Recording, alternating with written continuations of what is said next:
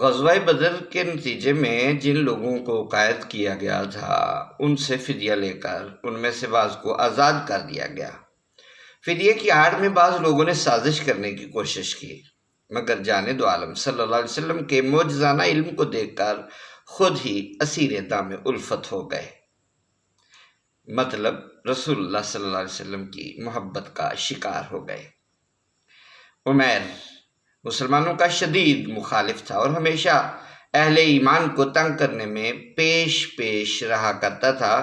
غزوہ بدر میں اس کا بیٹا وہب گرفتار ہو گیا تو وہ بہت پریشان رہنے لگا۔ ایک دن وہ اور صفوان مکہ میں بیٹھے بدر کی باتیں کر رہے تھے اور بڑے بڑے سرداروں کے مارے جانے پر افسوس ظاہر کر رہے تھے۔ صفوان بولا، واللہ ان عظیم سرداروں کے بعد جینے کا کوئی مزہ نہیں رہا۔ سچ کہتے ہو؟ عمیر نے آپ بھر کر کہا، اگر مجھ پر قرضہ نہ ہوتا اور یہ فکر نہ ہوتی کہ میرے بعد میرے بال بچوں کا کیا حال ہوگا تو میں اپنے بیٹے کو چھڑانے کے بہانے مدینے جاتا اور محمد کو قتل کر دیتا، معاذ اللہ۔ صفوان کا باپ اور بھائی بھی بدر میں مارے گئے تھے۔ اس نے انتقام لینے کے لیے یہ موقع غنیمت جانا اور کہا، عمیر اگر تم یہ کام کر دو تو میں تمہارا سارا قرضہ ادا کر دوں گا اور تمہارے اہل و عیال کی بھی زندگی بھر پرورش کرتا رہوں گا اور ان کے سر پر دست شفقت رکھوں گا۔ عمیر تیار ہو گیا، مگر صفوان کو تاکید کی کہ اس بات کو پوشیدہ رکھنا اور کسی سے بھی ذکر نہ کرنا۔ صفوان نے رازداری کا وعدہ کیا اور محفل برخاست ہو گئی۔ مدینہ منورہ میں ایک دن حضرت عمر اور دیگر صحابہ بیٹھے بات چیت کر رہے تھے کہ اچانک ان کی نظر عمیر پر پڑی، جس کے گلے میں تلوار حمائل تھی اور وہ اپنے اونٹ کو بٹھا رہا تھا۔ فراست فاروقی معروف عالم ہے۔ عمیر کو دیکھتے ہی حضرت عمر سمجھ گئے کہ اس کی نیت ٹھیک نہیں۔ جلدی سے اٹھ کر جانب عالم کی خدمت میں حاضر عرض کیا، یا رسول اللہ، اللہ کا دشمن عمیر آیا ہے، اس کے گلے میں تلوار لٹک رہی ہے۔ آیا ہے تو آنے دو، جانب عالم نے بے فکری سے فرمایا۔ حضرت عمر نے باہر آ کر عمیر کی گردن کو وہاں سے دبوچا جہاں تلوار کا پٹا پڑا ہوا تھا اور کہا، چل۔ مزید احتیاط کے طور پر وہاں موجود دیگر صحابہ کرام سے کہا کہ آپ بھی اندر چلے آئیے، کیونکہ مجھے اس کی نیت میں فطور معلوم ہوتا ہے۔ جب عمیر اس حالت میں جانب عالم کے سامنے آیا تو آپ نے فرمایا، عمر اس کو چھوڑ دو۔ عمیر آگے بڑھا اور کہا، انیمو صباحن، صبح بخیر۔ یہ زمانہ جاہلیت میں صبح کا سلام تھا، جیسے آج کل گڈ مارننگ ہے۔ جانب عالم نے فرمایا، صبح بخیر کے بجائے اللہ تعالیٰ نے ہمیں اس سے بہتر شے عطا فرما دی ہے اور وہ سلام ہے۔ بہرحال تم بتاؤ کہ کیسے آنا ہوا؟ اپنے بیٹے وہب کو رہا کرانے آیا ہوں، عمیر نے جواب دیا۔ پھر یہ تلوار کس لیے اٹھائے پھرتے ہو؟ لعنت ہو تلوار پر، ان تلواروں نے بدر کے دن ہمیں کون سا فائدہ دیا؟ عمیر نے بات ٹالنے کی کوشش کی۔ جانب عالم نے فرمایا، عمیر سچی بات بتاؤ، کس لیے آئے ہو؟ میں بالکل سچ کہہ رہا ہوں کہ فدیہ دے کر اپنے بیٹے کو چھڑانے آیا ہوں۔ عمیر نے پھر وہی وجہ بتائی۔ نہیں عمیر، جانب عالم نے فرمایا، تمہاری آمد کا مقصد یہ نہیں ہے۔ اصل بات یہ ہے کہ تم اور صفوان فلاں جگہ بیٹھ کر بدر کی باتیں کر رہے تھے۔ تم نے کہا کہ اگر مجھے قرضے اور بال بچوں کی فکر نہ ہوتی تو میں جا کر محمد کو قتل کر دیتا۔ صفوان نے کہا، تیرا قرضہ میں ادا کروں گا اور تیرے اہل و عیال کی کفالت بھی کروں گا، چنانچہ تم مجھے قتل کرنے چلے آئے۔ جانب عالم کی زبان سے اپنی خفیہ ترین سازش کی تمام تفصیلات حرف بحرف سن کر عمیر دنگ رہ گیا اور برملا پکار اٹھا، میں گواہی دیتا ہوں کہ آپ اللہ کے سچے رسول ہیں۔ اس سے پہلے ہم آپ کو وحی کے سلسلے میں جھٹلاتے رہے ہیں، مگر میری اور صفوان کی یہ گفتگو اتنی رازدارانہ تھی کہ ہم دونوں کے سوا کوئی بھی مطلع نہیں تھا۔ بلا شبہ اللہ تعالیٰ ہی نے آپ کو اس پر آگاہ کیا ہے۔ الحمدللہ کہ اس بہانے میری ہدایت کا سامان ہو گیا اور مجھ پر حق واضح ہو گیا۔ جانب عالم نے صحابہ کرام سے فرمایا، اب یہ تمہارا بھائی ہے، اس کو دین سکھاؤ اور مسائل وغیرہ سمجھاؤ۔ حضرت عمیر رضی اللہ تعالیٰ عنہ نے عرض کی یا رسول اللہ، اس سے پہلے میں نے اسلام کی بہت مخالفت کی ہے، اب جی چاہتا ہے کہ بھرپور انداز میں تبلیغ کروں اور اہل مکہ کو ایمان کی دعوت دوں۔ آپ نے بخوشی اجازت دے دی۔ ادھر صفوان خوش ہو رہا تھا اور سب لوگوں سے کہتا پھر رہا تھا کہ تم لوگ عنقریب ایسی خوشخبری سنو گے کہ بدر کا سارا غم بھول جاؤ گے، مگر حضرت عمیر نے واپس جا کر اسلام کی تبلیغ شروع کر دی اور صفوان سے بھی کہا کہ تم ہمارے سرداروں میں سے ایک معزز سردار ہو، تم ہی بتاؤ کہ بے جان پتھروں کو پوجنے اور ان کے لیے چڑھاوے چڑھانے کی کیا تک بنتی ہے؟ یہ بھی بھلا کوئی مذہب ہے؟ اشہد ان لا الہ الا اللہ و اشہد ان محمدًا عبدہ و رسولہ۔ صفوان کیا کر سکتا تھا؟ صفوان کیا کر سکتا تھا؟ خاموشی سے سنتا رہا اور اپنی تمناؤں کا خون ہوتے دیکھتا رہا۔ اس کو امام ابن کثیر نے البدایہ والنہایہ جلد 2 صفحہ 313-314 پر، اور امام ابن ہشام نے اپنی سیرت کی کتاب سیرت ابن ہشام جلد 2 صفحہ 83 پر ذکر فرمایا۔ بعض نادار قیدی فدیہ لیے بغیر بھی چھوڑ دیے گئے۔ ابو عزا ایک مشہور شاعر تھا، اس نے التجا کی کہ یا رسول اللہ، آپ جانتے ہی ہیں کہ میرے پاس فدیہ دینے کے لیے مال نہیں ہے، میں ایک غریب آدمی ہوں اور 5 بیٹیوں کا باپ ہوں، براہ مہربانی میری بے آسرا رہ جانے والی بیٹیوں پر احسان فرمائیے اور مجھے آزاد کر دیجیے۔ جانب عالم یہ سن کر بہت متاثر ہوئے اور ابو عزا کو بغیر فدیہ کے رہا کر دیا۔ جانب عالم کے اس فیاضانہ سلوک کو دیکھ کر اس وقت بظاہر ابو عزا مسلمان ہو گیا تھا اور جاتے ہوئے ایک عمدہ نعت بھی کہی تھی، جس کے چند اشعار میں آپ کو سنا دیتا ہوں۔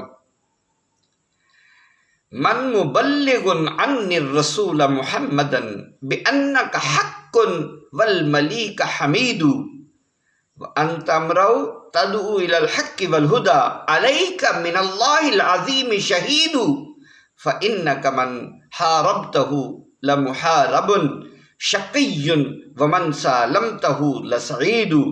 اللہ کے رسول محمد کو کون میرا یہ پیغام پہنچائے کہ آپ سچے ہیں اور اللہ تعالیٰ ہر تعریف کا مستحق ہے۔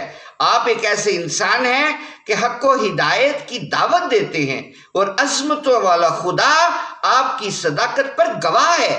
آپ جس کے ساتھ جنگ کریں وہ بلا شبہ بدبخت ہے اور جس سے صلح کریں وہ بالیقین نیک بخت ہے۔ مگر افسوس کہ یہ سب کچھ اس کی لفاظی تھی اور دل میں اس وقت بھی کفر بھرا ہوا تھا۔ چنانچہ جب واپس مکہ پہنچا تو اپنے رخساروں پر ہاتھ پھیر کر بڑے فخر سے اعلان کیا کہ میں محمد کو دھوکہ دے آیا ہوں۔ اس کے بعد حسب سابق اپنے شعروں سے مشرکین کے جذبات بھڑکاتا رہا اور انہیں مسلمانوں سے جنگ کرنے پر اکساتا رہا۔ غزوہ احد میں بڑے جوش و خروش سے شامل ہوا، مگر بدقسمتی سے دوبارہ گرفتار ہو گیا اور جانب عالم نے اس کے قتل کا حکم صادر فرما دیا۔ اس نے ایک بار پھر چکنی چپڑی باتیں کر کے معافی حاصل کرنے کی کوشش کی، مگر جانب عالم نے فرمایا مومن ایک سوراخ سے 2 بار ڈسا نہیں جاتا۔ اب میں تمہیں اس قابل نہیں چھوڑوں گا کہ تم مکہ جا کر ڈینگے مارتے پھرو کہ میں محمد کو دوبارہ دھوکہ دے آیا ہوں۔ چنانچہ اس کا سر قلم کر دیا گیا۔ جو نادار قیدی پڑھے لکھے تھے ان سے وعدہ کیا گیا کہ اگر تم 10 بچوں کو لکھنا پڑھنا سکھا دو تو رہا کر دیے جاؤ گے۔ حضرت زید بن ثابت نے، جو بعد میں بہت بڑے عالم اور میراث کے ماہر تصور کیے جاتے تھے، ابتدائی تعلیم انہی اسیران بدر سے حاصل کی تھی۔ ان قیدیوں میں صرف ایک قیدی ایسا تھا جو تبادلے میں رہا کیا گیا۔ یہ ابو سفیان کا بیٹا عمر تھا۔ ابو سفیان نے اس کے بدلے میں ایک ضعیف العمر صحابی سعد ابن نعمان کو پکڑ لیا تھا، جو انہی دنوں عمرہ کے لیے مکہ گئے تھے اور مطالبہ کیا تھا کہ میرے بیٹے عمر کو رہا کرو گے تو سعد کو چھوڑوں گا ورنہ نہیں۔ سعد کے قبیلے نے جانب عالم سے عرض کی یا رسول اللہ، اگر آپ عمر کو ہمارے حوالے کر دیں تو ہم اسے ابو سفیان کے سپرد کر کے اپنا آدمی چھڑا لائیں۔ آپ نے ان کا مطالبہ مان لیا اور انہوں نے عمر کے عوض سعد کو رہا کرا لیا۔ ناظرین و سامعین، بحمد اللہ غزوہ بدر کے تمام اہم واقعات اختتام کو پہنچے، لیکن آگے بڑھنے سے پہلے ایک روایت پر تبصرہ کرنا ضروری معلوم ہوتا ہے جو مسلم، ابو داؤد، ترمذی اور مسند احمد کے علاوہ تاریخ و سیرت کی بے شمار کتابوں میں تھوڑی بہت کمی بیشی کے ساتھ موجود ہے، اور مفسرین نے بھی ما کان لنبی ان یکون لہ اسریٰ کی تفسیر و تشریح کی بنیاد اسی روایت پر رکھی ہے۔ روایت اس طرح ہے کہ جب رسول اللہ صلی اللہ علیہ وسلم نے حضرت عمر کی تجویز سے صرف نظر کرتے ہوئے حضرت ابوبکر کی رائے کو ترجیح دی اور فدیہ لے کر قیدی چھوڑ دیے، تو حضرت عمر رسول اللہ صلی اللہ علیہ وسلم کی خدمت میں حاضر ہوئے اور دیکھا کہ رسول اللہ صلی اللہ علیہ وسلم کے پاس ابوبکر بیٹھے ہیں اور دونوں رو رہے ہیں۔ حضرت عمر نے پوچھا، یا رسول اللہ آپ دونوں کس بات پر رو رہے ہیں؟ مجھے بھی بتائیے، اگر مجھے رونا آ گیا تو میں بھی آپ کے ساتھ رونے میں شامل ہو جاؤں گا، ورنہ رونی صورت ہی بنا لوں گا۔ رسول اللہ صلی اللہ علیہ وسلم نے فرمایا، میں اس عذاب کے خوف سے رو رہا ہوں جو تیرے دوستوں کے فدیہ لینے کی وجہ سے نازل ہونے والا تھا۔ ایک قریبی درخت کی طرف اشارہ کرتے ہوئے مزید ارشاد فرمایا، وہ عذاب اس درخت کے قریب میرے سامنے پیش کیا گیا تھا۔ پھر اللہ تعالیٰ نے یہ آیات نازل فرمائی، ما کان لنبی ان یکون لہ اسریٰ حتی یسخن فی الارض تریدون عرض الدنیا واللہ یرید الآخرہ واللہ عزیز حکیم، لولا کتاب من اللہ سبق لمسکم فیما اخذتم عذاب عظیم، فَكُلُوا مِمَّا غَنِمْتُمْ حَلَالًا طَيِّبًا وَاتَّقُوا اللَّهَ إِنَّ اللَّهَ غَفُورٌ رَحِيمٌ۔ یہ سورت نمبر 8 آیات نمبر 67 تا 69 ہے۔ نبی کے لیے یہ مناسب نہیں ہے کہ اس کے پاس قیدی ہوں تاکہ وہ زمین میں خون ریزی نہ کرے۔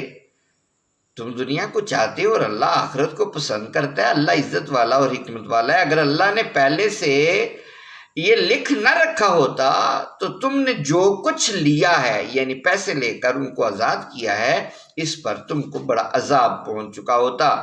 اب جو مال غنیمت تم حاصل کر چکے اس کو کھاؤ، وہ حلال اور طیب ہے، اور اللہ سے ڈرتے رہو، بے شک اللہ بخشنے والا مہربان ہے۔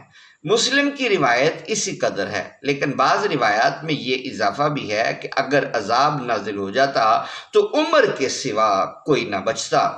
اس روایت کی بنا پر اکثر مفسرین و محدثین کہتے ہیں کہ اللہ تعالیٰ کو حضرت عمر کی رائے پسند آئی تھی اور اس کی رضا اسی میں تھی کہ سب کو قتل کر دیا جاتا، کیونکہ نبی کے لیے مناسب یہی ہے کہ اس کے پاس قیدی ہوں تو اچھی طرح خون ریزی کرے۔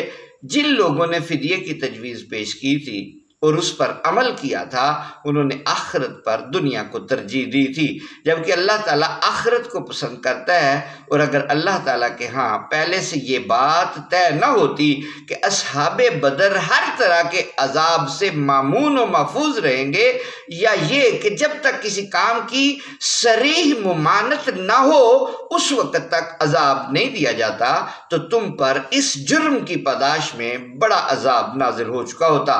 بہرحال جو ہوا سو ہوا، اب جو مال تم لے چکے ہو اس کو استعمال میں لاؤ، وہ حلال و طیب ہے، اور اللہ سے ڈرتے رہو، اللہ غفور بھی ہے، رحیم بھی ہے۔ یہ تفسیری خاکہ مفسرین نے یہ جو روایت کی مناسبت سے ترتیب دیا ہے، مگر ہمارے خیال میں نہ وہ روایت صحیح ہے نہ اس کے مطابق مرتب کیا گیا تفسیری خاکہ قابل قبول ہے۔ اولاً اس لیے کہ اس تفسیر کو مد نظر رکھتے ہوئے ما کان لنبی ان یکون لہ اسریٰ حتی یسخن فی الارض کا معنی یہ کرنا پڑتا ہے کہ کسی نبی کے لیے مناسب نہیں ہے کہ اس کے پاس قیدی ہوں اور وہ انہیں قتل کرنے اور اچھی طرح خون ریزی کرنے کی بجائے زندہ چھوڑ دے۔ حالانکہ ان الفاظ مبارکہ کا مفہوم یہ ہے کہ کسی نبی کے لیے مناسب نہیں ہے کہ اس کے پاس قیدی ہوں تاکہ وہ خون ریزی نہ کرے، یعنی جنگ میں اچھی طرح خون ریزی کر لینے سے پہلے کسی کو قیدی بنانا مناسب نہیں ہے۔ اس سے یہ کس طرح ثابت ہو گیا کہ جنگ کے بعد بھی گرفتار شدہ لوگوں میں خون ریزی کا سلسلہ جاری رکھنا چاہیے؟ دوسرا، اس لیے کہ اس تفسیر کی روح سے جن لوگوں نے فدیے کو ترجیح دی انہوں نے آخرت کی بجائے دنیا کو اختیار کیا، اور یہ تو آپ کو معلوم ہی ہے کہ فدیے کی تجویز صدیق اکبر نے پیش کی تھی۔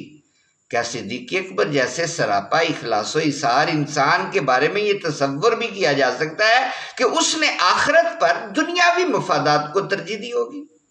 یہ کبھی سوچا بھی نہیں جا سکتا۔ اور انہوں نے جب یہ کہا تھا، یہ بھی کہا تھا کہ ہم اس سے اپنے جنگی ساز و سامان کو بہتر بناتے ہیں۔ ثالثاً، تیسری بات، اس لیے کہ اس تفسیر کی زد سے اللہ کا آخری رسول بھی نہیں بچتا، کیونکہ اس نے صدیق اکبر کی رائے کو پسند کیا تھا اور اپنی نگرانی میں فدیے کا کام مکمل کرایا تھا۔ کیا فقر پر فخر کرنے والی اس ذات اقدس کو بھی تریدون ارادت دنیا میں داخل سمجھا جائے گا؟ استغفر اللہ۔ تو آپ کو تو اس طرح سمجھا ہی نہیں جا سکتا، تو کس طرح یہ تفسیر کر لی کہ اللہ کا عذاب آنے والا تھا؟ چوتھی وجہ، اس لیے کہ اس تفسیر سے یوں معلوم ہوتا ہے جیسے فدیہ لینا کوئی بہت بڑا گھناؤنا جرم تھا اور اس کے مرتکب عذاب عظیم کے مستحق تھے، قطع نظر اس کے کہ اس جرم کے مرتکبین میں سر فہرست کون تھے۔ یہ بات قابل غور ہے کہ قرآن کریم نے دوسری جگہ خود ہی فدیہ لینے کی اجازت دی ہے۔ سورہ محمد میں قیدیوں کے بارے میں ارشاد فرمایا فَإِمَّا مَنًّا بَعْدُ وَإِمَّا فِدَاءً، یعنی گرفتار کرنے کے بعد یا تو ان کو بطور احسان چھوڑ دو یا فدیہ لو۔ گویا ایک طرف تو خود ہی فدیہ لینے کی اجازت دی جا رہی ہے اور دوسری طرف فدیہ لینے والوں کو عذاب عظیم کا حقدار قرار دیا جا رہا ہے۔ کوئی بات سمجھ میں آتی ہے؟ تو مفسرین سے معذرت کے ساتھ اگر کہا جائے کہ سورہ محمد والی آیت اس واقعہ کے بعد نازل ہوئی تھی تو اگرچہ یہ بات درست نہیں، پہلی بات تو یہ ہے، تاہم اگر اسے صحیح بھی تسلیم کر لیا جائے تو یہ چیز بھی کم تعجب خیز نہیں ہے کہ جو کام کچھ روز پہلے اللہ تعالیٰ کو اتنا ناپسند تھا کہ اس کا ارتکاب کرنے پر بڑے عذاب کا مستحق ہو جانا تھا، چند دن بعد وہی کام اللہ تعالیٰ کو اتنا پسند اور محبوب ہو گیا کہ قیامت تک کے لیے اس کی اجازت دے دی۔ یہ بھی پھر اپنے محبوب سے ایک محبت کا عجیب انداز ہوگا۔ پانچویں وجہ جو مفسرین سے معذرت، اس لیے کہ ترمذی کی ایک روایت کے مطابق فدیہ لینے سے پہلے جبرائیل امین نازل ہوئے تھے اور جاند عالم سے کہا تھا کہ آپ کے اصحاب قیدیوں کو قتل کرنے اور فدیہ لینے میں جو صورت چاہیں اختیار کر سکتے ہیں، اور اللہ تعالیٰ ہی کے عطا کردہ اختیار کو استعمال کرتے ہوئے جب صحابہ کرام نے فدیہ لینا پسند کر لیا تو اللہ تعالیٰ ناراض ہو گیا، اور نہ صرف یہ کہ انہیں عذاب کا مستحق قرار دے دیا بلکہ جاند عالم کو درخت کے قریب عذاب کا مشاہدہ بھی کرا دیا۔ یا للعجب! حاصل کلام یہ ہے کہ اس روایت کو مد نظر رکھتے ہوئے مفسرین نے جو تفسیر کی ہے وہ ظاہر معنی کے خلاف ہے، شان صدیقیت کے منافی ہے، مقام رسالت کے مناقض ہے، سورہ محمد کی آیت سے معارض ہے، ترمذی کی روایت سے متصادم ہے، اس لیے قطعی طور پر ناقابل قبول ہے۔ یہ بھی واضح رہے کہ اس قسم کی تمام روایات اخبار احاد ہیں جو محدثین کے ہاں بالاتفاق ظنی ہیں، جبکہ صدیق اکبر اور رسول اللہ صلی اللہ علیہ وسلم کا ہر قسم کے دنیاوی لالچ سے پاک صاف ہونا یہ قطعی ہے، اور قطعیات کو ظنیات کی قربان گاہ پر بھینٹ نہیں چڑھایا جا سکتا۔ ممکن ہے کہ متشدد قسم کے روایت پرستوں اور قدامت پسندوں کو ہماری تحقیق ناگوار گزرے اور ہم سے ناراض ہو جائیں، لیکن ہم لوگوں کو راضی رکھنے کی بنسبت مقام مصطفیٰ اور شان صدیق کا تحفظ یہ زیادہ ضروری سمجھتے ہیں۔ واللہ یہدی من یشاء الی صراط مستقیم۔ اب سوال یہ پیدا ہوتا ہے کہ اگر روایت عذاب صحیح نہیں تو جو آیات قرآنیہ ہیں اس کا کیا مفہوم ہوگا؟ صاف ظاہر ہے، سوال تو ویلڈ ہے، تو جواباً عرض ہے کہ ان آیات کو فدیہ کے ساتھ متعلق کرنے میں بڑا ہاتھ اسی روایت کا ہے، ورنہ اصل صورتحال یہ ہے کہ غزوہ بدر میں جب مشرکین کو شکست ہو گئی تو عام مجاہدین بجائے اس کے کہ ان ائمہ کفر کا تعاقب کرتے پیچھے پیچھے جاتے اور ان کو تہ تیک کر کے دم لیتے، مال غنیمت جمع کرنے اور بچے کچے مشرکین کو گرفتار کرنے میں مصروف ہو گئے۔ اگرچہ اکابر صحابہ نے اس کارروائی کو ناپسند کیا تھا اور اپنی ناگواری کا برملا اظہار کیا تھا، مگر فتح کے نشے میں سرشار مجاہدین کو روکنا عملاً ممکن نہ تھا۔ نتیجہ یہ نکلا کہ رؤوس الشیاطین بچ نکلے اور پھر فتح مکہ تک مسلمانوں کے لیے بار بار پریشانی کا سبب بنتے رہے۔ اگر اسی دن ان کا خاتمہ ہو گیا ہوتا تو غزوہ احد کا المناک سانحہ رونما نہ ہوتا، کیونکہ اس میں پیش پیش وہی لوگ تھے جو بدر سے جانیں بچا کر بھاگ نکلے تھے۔ ان آیات میں روئے سخن انہی مجاہدین کی طرف ہے۔ انہیں تنبیہ کرتے ہوئے بتایا جا رہا ہے کہ نبی کا اصل مشن کفر کی جڑ کاٹنا ہے، نہ کہ مال غنیمت اکٹھا کرنا اور دشمنوں کو قیدی بنانا۔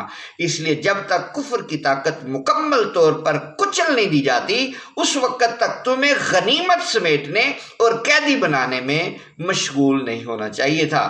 تم نے دنیاوی سامان کو ترجیح دی جبکہ اللہ تعالیٰ آخرت کو پسند کرتا ہے، تاہم چونکہ پہلے سے سری ممانت نہیں کی گئی تھی اور اللہ تعالیٰ کا قانون یہ ہے کہ واضح احکام نازل کرنے سے قبل کسی کی گرفت نہیں کرتا، اس لیے تم کو کوئی سزا نہیں دی گئی، ورنہ تمہارے اس اقدام سے ملت اسلامیہ کو جو نقصان پہنچا ہے، کئی سالوں تک نقصان پہنچتا رہا ہے، اس کی بنا پر تم بڑے عذاب کے مستحق تھے۔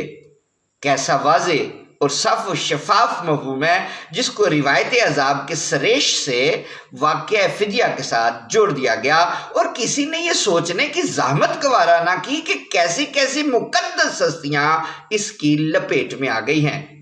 قدیم مفسرین میں سے علامہ قرطبی نے اور جدید مفسرین میں سے پیر محمد کرم شاہ الازہری اور سید ابو العلا مودودی نے ان آیات کی یہی تفسیر کی ہے اور اپنے موقف کو بہت کھل کر بیان کیا ہے۔ اس لیے مزید تفصیلات کے لیے ضیاء القرآن اور تفہیم القرآن کا مطالعہ کیجیے۔ ضیاء القرآن میں تفسیر قرطبی کا پورا اقتباس بھی درج ہے، البتہ پیر صاحب نے روایت عذاب پر لب کشائی سے پہلو تہی کیا ہے، جبکہ مودودی صاحب نے واضح طور پر اس روایت کو مسترد کیا ہے۔